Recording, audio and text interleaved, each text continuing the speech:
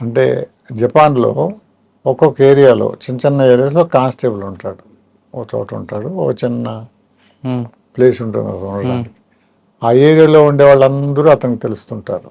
అక్కడ ఏం జరిగేది చిన్న చిన్న చిన్న పనులు అయితే చేమ చుట్టుకుమన్నా తెలుస్తుంటూ ఉంటారు. చూడండి ఎలా ఉంటుంది.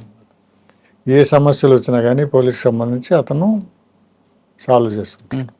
అతను కానీ సాల్వ్ చేయకపోతే పై వాళ్ళకి చెప్తారు, వాళ్ళు సాల్వ్ చేస్తుంటారు. కాబట్టి అంత వాచ్ ఉంటుంది. కాబట్టి అక్కడ లా అండ్ ఆర్డర్ ప్రాబ్లమ్స్ ఏ వచ్చినా కానీ ముందే పసిగట్టి వాళ్ళు సాల్వ్ చేయగలరు. ప్రివెంటివ్ పోలీసింగ్ అంటారు చూడండి, దానికి చాలా ఉపయోగం. దాన్నే కమ్యూనిటీ పోలీసింగ్ అని కూడా అంటారు. ఒకప్పుడు జపాన్లో కూడా చాలా లా అండ్ ఆర్డర్ ప్రాబ్లమ్స్ ఉండేవి. ఈ కమ్యూనిటీ పోలీసింగ్ పెట్టిన తర్వాత లా అండ్ ఆర్డర్ ప్రాబ్లమ్స్ చాలా తగ్గిపోయినాయి.